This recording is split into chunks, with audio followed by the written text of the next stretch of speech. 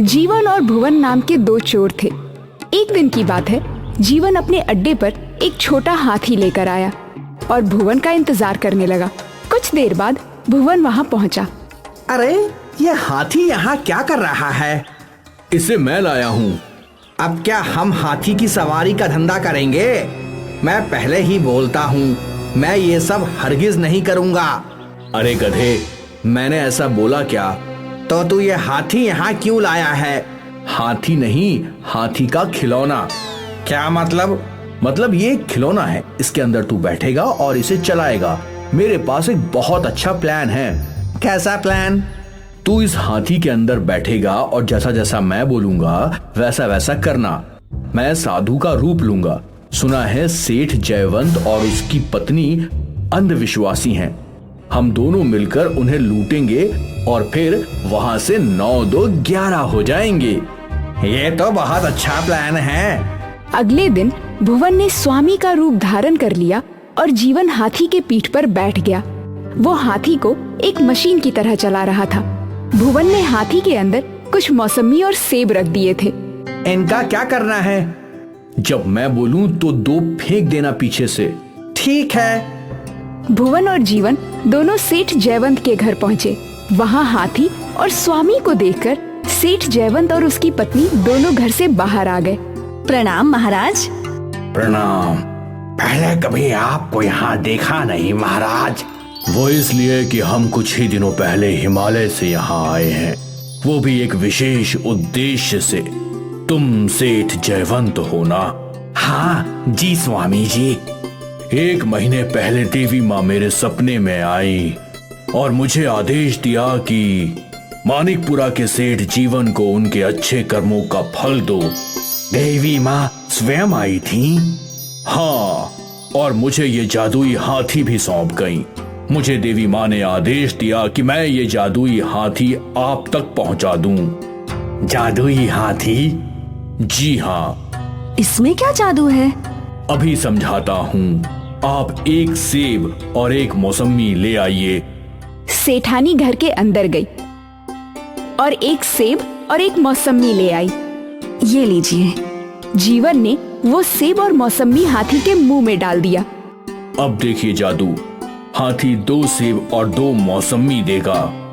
ये बात अंदर बैठा भुवन सुन रहा था और उसने पीछे से 2 सेब और 2 मौसमी फेंके। ये तो सच में जादुई हाथी है। हाँ हाँ बिल्कुल, अद्भुत है, अद्भुत। ये बस खाने की चीजें ही नहीं बल्कि पैसे भी दुगने कर सकता है। पर पैसे दुगने करने के लिए इसे लगभग 15 घंटे लगते हैं। सच में? आपको यकीन नहीं है तो आप इसे आजमा सकते हैं। सेठ ने अपनी जेब से 500 रुपए निकाले और हाथी के मुंह में डाल दिया। अब कल सुबह आपको दुगने रुपए मिल जाएंगे। हम इंतजार करेंगे। उस दिन जीवन सेठ जयवंत का मेहमान था। वो उनके घर में ही सो गया। अगली सुबह 6 बजे जीवन और सेठ का परिवार जादुई हाथी के पास पहुँचे। अब ये जादुई हाथी आपको दुगने पैसे देगा। भुवन ने 2 500 के नोट पीछे से फेंक दिए। 2 नोट देखकर सेठ को यकीन हो गया कि ये पक्का जादुई हाथी है। ये तो चमत्कार है। ये जादुई हाथी मुझे और अमीर बना देगा। हे भगवान, मैं अभी अपनी सारी संपत्ति लेकर आता हूँ। सेठ सेठानी घर के भीतर गए और तिजोरी से सारे पैसे और गहने लेकर बाहर आ गए। एक एक करके उन्होंने सारे पैसे और गहने हाथी के मुंह में डाल दिए। अब कल सुबह ये पैसे भी दुगने हो जाएंगे ना स्वामी जी? बेशक, देवी माँ ने स्वयं ये जादुई हाथी तुम्हारे लिए भेजा है। निसंदेह देवी माँ की मुझ पे बड़ी कृपा है। आज भी जीवन सेठ जयवंत का अतिथि था। वो उनके घर में ही सोया था। रात के समय हाथी के अंदर बैठे भुवन के मन में विचार आया। अरे इतना सारा पैसा मैंने जिंदगी में नहीं देखा भाई। क्यों ना मैं ये पैसे लेकर भाग जाऊं? अगर जीवन उठ गया तो मुझे ये पैसे उसके साथ बांटने होंगे। नहीं नहीं नहीं नहीं, मैं उसे 1 रुपए भी नहीं दूंगा। ये सोचकर भुवन चुपचाप हाथी को चलाकर वहाँ से निकल गया। कुछ देर बाद जीवन की आंख खुली। वो जब घर के बाहर पहुंचा तो हाथी गायब था। वो समझ गया, जरूर ये भुवन मुझे धोखा देना चाहता है, पर मैं ऐसा होने नहीं दूंगा। जीवन पास ही पड़ी फटफटी लेकर वहां से निकल गया। कुछ देर बाद जीवन को हाथी दिख गया। जीवन ने फटफटी की रफ्तार तेज की और फटफटी को सीधा हाथी के पैरों में ठोक दिया। हाथी के अंदर बैठे भुवन को झटका लगा। अरे बदमाश, तू मेरे पैसे लेकर भाग रहा था। तेरे कैसे पैसे? ये पैसे तो सेठ जयवंत के हैं ना। लेकिन इसे चुराने का प्लान तो मेरा था ना। तो क्या हुआ? रुक, तुझे अभी सबक सिखाता हूँ, रुक जा। जीवन ने एक और फटफटी हाथी के पैरों पर ठोकी। इस बार भुवन को जोर का झटका लगा और वो सीधा हाथी के बाहर गिर गया। बाहर निकलकर वो दोनों एक दूसरे से मारपीट करने लगे। ये सारा पैसा मेरा है। नहीं, मेरा है। मैंने ही ये प्लान बनाया और सेठ जयवंत को लूटा। तू तो बस इस हाथी में बैठा हुआ था। अगर मैं इस हाथी में नहीं बैठता तो तू कैसे उसे लूट पाता? जीवन और भुवन झगड़ रहे थे। उन्हें अंदाजा ही नहीं था कि वो दोनों कहाँ खड़े हैं। कुछ देर बाद जब उनकी आसपास नजर गई तो वो लोग गांव के थाने में खड़े थे और पुलिस वालों ने उन्हें घेर रखा था। अरे बाप रे! पुलिस इंस्पेक्टर ने दोनों को पकड़कर हवालात में डाल दिया। इंस्पेक्टर ने सेठ जयवंत को बुलाकर उनके पैसे और गहने लौटा दिए। आइंदा ऐसे अंधविश्वास पर यकीन मत कीजिएगा। इस बार आपकी किस्मत अच्छी थी कि ये दोनों पकड़े गए। जी इंस्पेक्टर साहब, मैं ध्यान रखूंगा। सेठ जयवंत अपने सारे पैसे और गहने लेकर चले गए और यहाँ भुवन और जीवन को अपनी गलती समझ आ गई। शायद अगर वो दोनों आपस में पैसे बांट लेते तो आज वो हवालात में नहीं होते। इसलिए कहते हैं, जैसी करनी वैसी भरनी। नंदा एक गरीब विधवा थी जो अपनी 2 बेटियां दिव्या और विद्या के साथ जंगल के पास ही रहती थी। नंदा के पति की एक छोटी सी जमीन थी जहां अब नंदा खेती किया करती थी। वो बड़ी मेहनत से अपने घर का सारा काम करती थी और फिर खेती बाड़ी भी करती थी। नंदा के गन्ने के खेत थे। एक बार नंदा के गन्नों की फसल अच्छी खासी उग चुकी थी। वो अपनी फसल देखकर बहुत खुश थी। इस बार की फसल बेचकर मैं तुम दोनों के लिए नए कपड़े खरीदूंगी। और माँ, मुझे चूड़ियाँ भी चाहिए। हाँ हाँ, तुम दोनों के लिए चूड़ियाँ भी जरूर लेंगे। दोपहर का वक्त था और नंदा अपने घर में कुछ काम कर रही थी। तभी उसके खेतों में एक हाथी आया जिसके दोनों दांत सोने के थे। गन्ने के खेत देखकर हाथी बहुत खुश हुआ। अरे वाह, ये तो बहुत ही मीठे दिख रहे हैं। चलो अच्छा है, आज इनसे ही अपना पेट भरूंगा। हाथी ने गन्ने खाना शुरू किया। कुछ देर बाद नंदा खेत पहुंची और हाथी को गन्ना खाते देख रोने लगी। हाँ? अरे हे गजराज, ये क्या कर दिया? इन गन्नों से मैं अपनी गरीबी दूर करने वाली थी, लेकिन अब लगता है कि हमारे खाने के भी लाले हो जाएंगे। तुम रो मत, मुझे तुम्हारी परिस्थिति के बारे में पता नहीं था। मेरे दोनों दांत सोने के हैं। मैं इसका कुछ टुकड़ा तुम्हें दे देता हूँ, तुम उसे बेचकर अपनी गरीबी दूर कर लेना। हाथी ने अपने एक दांत का एक छोटा टुकड़ा तोड़ा और नंदा के हाथ में रख दिया और फिर वो वापस चला गया। सोने के दांत के टुकड़े को बेचकर नंदा को अच्छे पैसे मिले। लेकिन उन पैसों को संभाल कर रखने के बदले उसने बेफिक्री से खर्च करना शुरू कर दिया। नतीजा, 1 वर्ष में ही उसके सारे पैसे खत्म हो गए।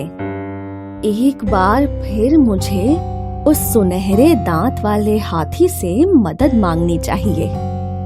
नंदा ने हाथी के लिए गन्ने लाए और उन्हें अपने खेत में रख दिए और हाथी के आने की राह देखने लगी।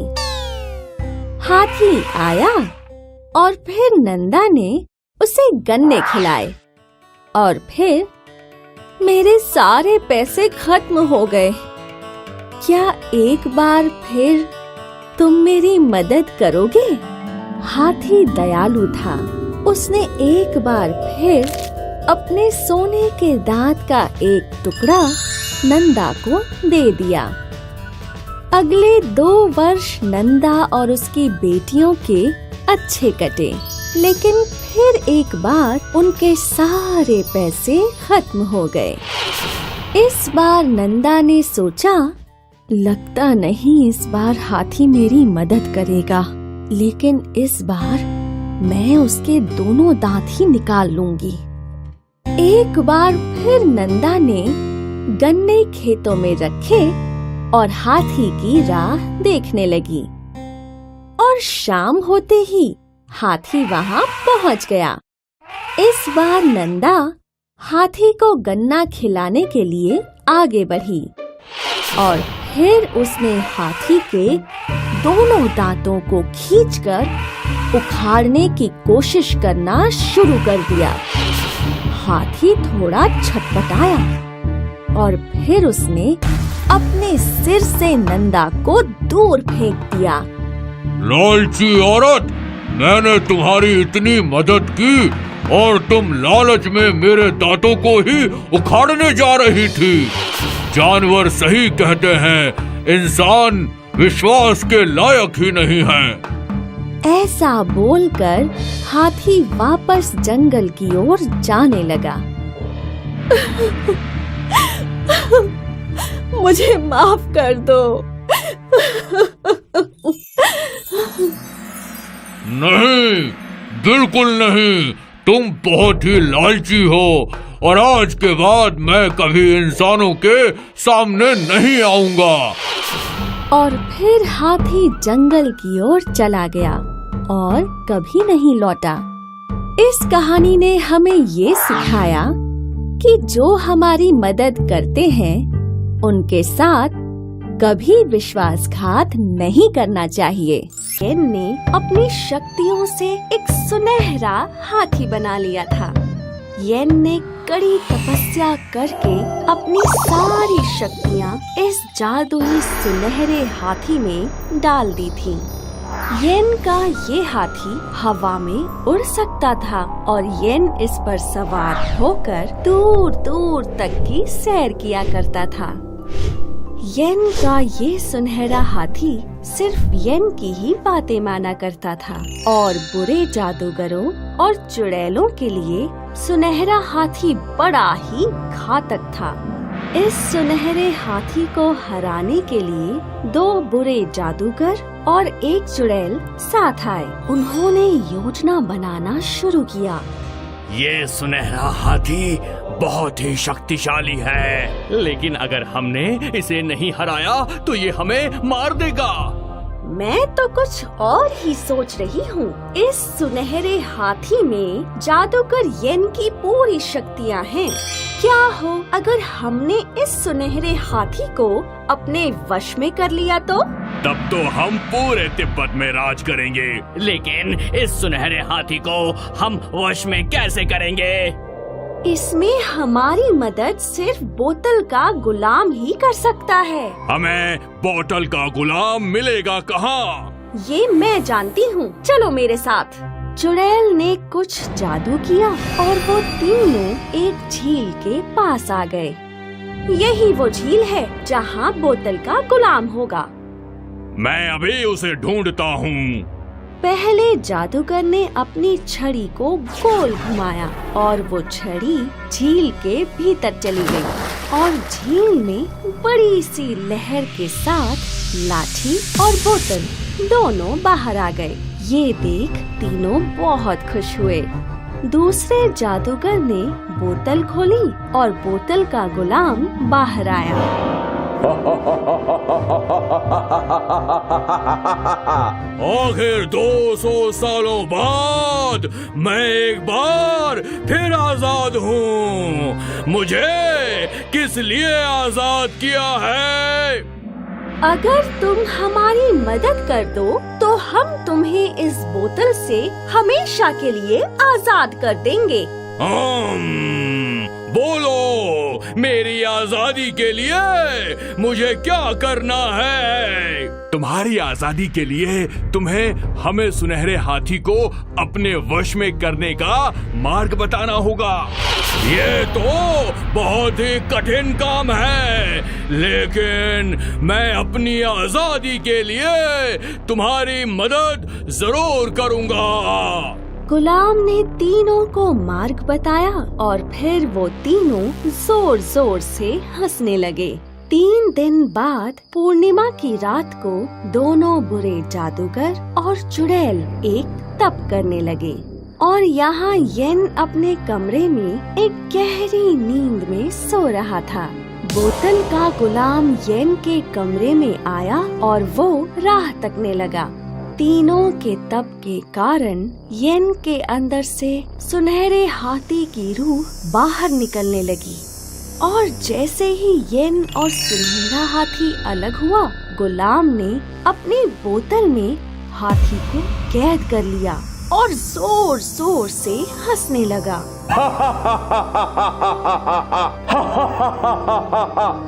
और जैसे ही सुनहरा हाथी कैद हुआ, वातावरण बदलने लगा। तेज हवाएं बहने लगी और नदी सूखने लगी। ये वातावरण में होने वाले बदलाव जादुई कछुए तक पहुँचे। मैं सारे अच्छे जादुई जीवों को आदेश देता हूँ कि वो सब अभी इसी वक्त मेरे सामने हाजिर हों। और तभी जादुई कछुए के सामने अग्नि, जल, वायु, परियां और 3 जादुई यूनिकॉर्न हाजिर हुए। तिब्बत मुश्किल में है। हमारे अच्छे जादूगर येन की जादुई शक्तियां यानी कि सुनहरे हाथी को कैद कर लिया गया है और अब वो तीनों शैतान तिब्बत को तहस नहस कर देंगे। हमें अभी जाकर उनसे वो शक्तियां वापस लेनी होंगी।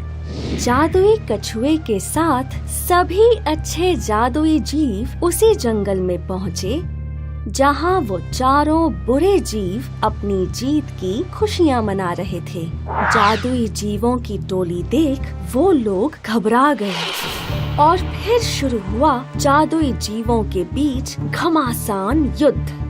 दोनों बुरे जादूगरों और चुड़ैल ने अपनी सारी शक्तियाँ लगा दी और बोतल के गुलाम ने तो जादुई कछुए पर ही हमला बोल दिया। काफी देर तक उनके बीच एक घमासान युद्ध चलता रहा। आखिर अंत में अच्छे जादुई जीवों की टोली शैतानों पर भारी पड़ी। अच्छे जीवों ने शैतानों की टोली को भस्म कर दिया और फिर जादुई कछुए ने उस बोतल से सुनहरे हाथी को आजाद किया। जैसे ही सुनहरा हाथी आजाद हुआ, वातावरण फिर से निर्मल हो गया। फूल खिलने लगे, हर जगह शीतल लहर दौड़ गई। ये देख अच्छे जादुई जीव खुश हो गए और एक बार फिर बुढ़े येन के शरीर में जान आ गई। सब पहले की ही तरह निर्मल हो गया और इस कहानी ने साबित कर दिया कि अच्छाई की हमेशा जीत होती है।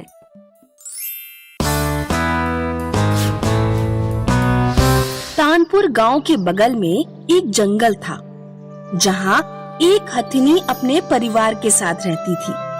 एक दिन हथिनी अपने परिवार से बिछड़ गई।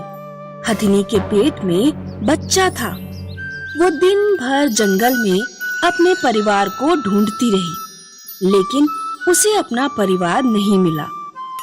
शाम तक हथिनी बहुत थक चुकी थी। उसे प्यास लगी, लेकिन जंगल में उसे कहीं पानी नहीं मिला। पानी की तलाश में वो जंगल से बाहर तानपुर गांव आ जाती है और गांव के तालाब में पानी पीने लगती है। तानपुर गांव में बघीराम और शेर सिंह नाम के दो पशु अंग तस्कर रहते थे। वे हिरन, हाथी, चीता जैसे जानवरों को मारकर उनके अंगों को निकालकर बेचा करते थे। दोनों पशु अंग तस्करी के जुर्म में एक बार जेल भी जा चुके थे, लेकिन वे अपना घिनौना धंधा छोड़ने को तैयार नहीं थे। शाम होते ही दोनों जानवरों की तलाश में चुपचाप जंगल की ओर जाते थे। आज जब वे दोनों तालाब के पास से गुजर रहे थे, तो उन्होंने देखा कि एक गर्भवती हथिनी तालाब में पानी पी रही है। दोनों तुरंत एक पेड़ के पीछे छिप जाते हैं। देख तो जरा, अकेली हथिनी, लग रहा है आज किस्मत हमारे ऊपर मेहरबान है। इसके दांत 2 लाख से कम में नहीं बिकेंगे। बंदूक निकाल, इसे ठोक देते हैं, फिर चांदी ही चांदी। तू बिल्कुल गधा है। पिछली बार ध्यान है, बंदूक का इस्तेमाल किया था और बंदूक की आवाज सुनकर किसी ने पुलिस को फोन कर दिया और हम दोनों पकड़े गए थे। हाँ, इस बार जरा दिमाग से काम लेना होगा। बघीराम और शेर सिंह एक बड़ा सा पपीता लेकर आते हैं। उसमें जहर भरकर पपीते को तालाब के किनारे रख देते हैं और पेड़ के पीछे जाकर छिप जाते हैं। थोड़ी देर बाद हथिनी तालाब से बाहर निकलती है। वो दिन भर की भूखी थी, इसीलिए जब उसने पपीता देखा तो वो तुरंत उसे खा गई। मजा आ गया, अब ये थोड़ी देर में दम तोड़ देगी। बघीराम और शेर सिंह धीरे धीरे हथिनी की तरफ बढ़ने लगे। हथिनी पर जहर का असर तो हुआ, लेकिन वो एकदम से मरी नहीं, बल्कि पागल हो गई। उसने बघीराम और शेर सिंह को अपनी ओर आते देखा और खतरा भांप लिया। हथिनी डरकर जंगल की ओर भागने लगी। शेर सिंह और बघीराम उसके पीछे दौड़े। हथिनी बेचारी जितना तेज हो सकता था उतना तेज दौड़ी, लेकिन दोनों आदमी उसका पीछा नहीं छोड़ रहे थे। हथिनी के पेट में बच्चा था, इसीलिए वो जल्दी ही दौड़ते दौड़ते थक गई। जब उसे लगने लगा कि और दौड़ना संभव नहीं है, तो उसने अपने बचाव में बघीराम और शेर सिंह पर हमला कर दिया। अरे ये तो हमारी तरफ ही पड़ रही है, भागो! हथिनी शेर सिंह और बघीराम के पीछे पड़ जाती है। वे दोनों गांव की ओर भागते हैं। हथिनी उनका पीछा करते करते गांव में पहुंच जाती है। पपीते में मिला जहर उसके पूरे शरीर में फैल चुका था। वो गिर पड़ती है और मर जाती है। लगता है इसका काम तमाम हो गया। शेर सिंह हथिनी के पीछे जाकर देखता है कि हथिनी ने एक बच्चे को जन्म दिया है।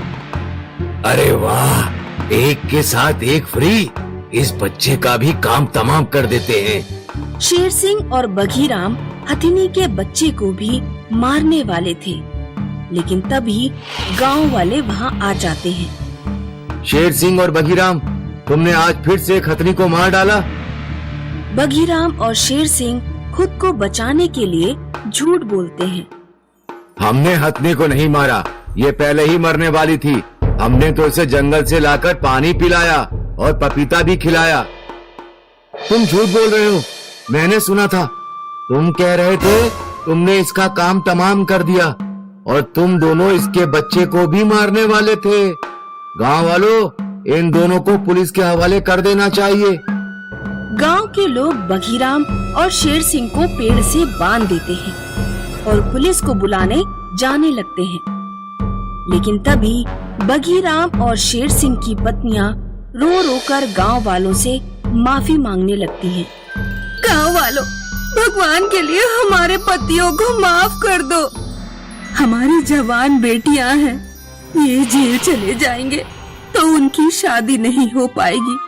हम वैसे ही बहुत गरीब हैं।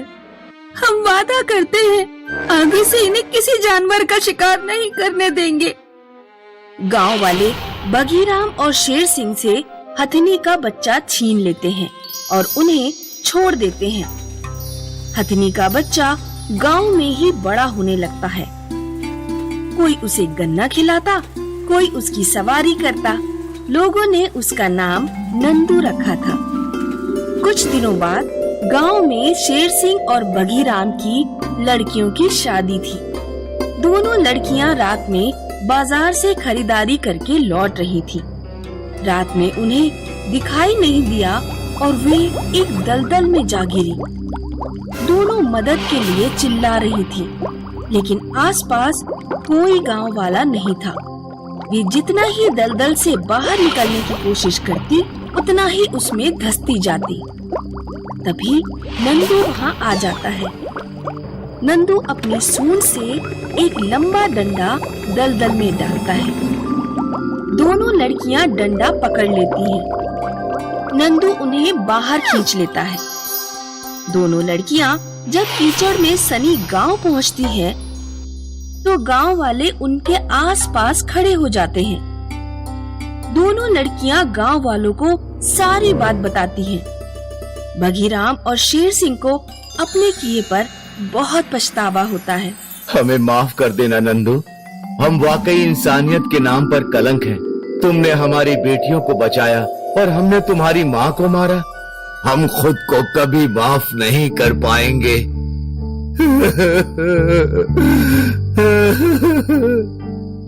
बगीराम और शेर सिंह रोते हुए नंदू के पैरों पर गिर पड़ते हैं और माफी मांगते हैं। दोस्तों, ईश्वर ने पृथ्वी केवल इंसानों के लिए नहीं बनाई। जानवर, पशु पक्षी सभी हमारी पृथ्वी का हिस्सा हैं। हमें जानवरों को सताना नहीं चाहिए। जरूरत पड़ने पर जानवर इंसानों से भी ज्यादा वफादार साबित होते हैं।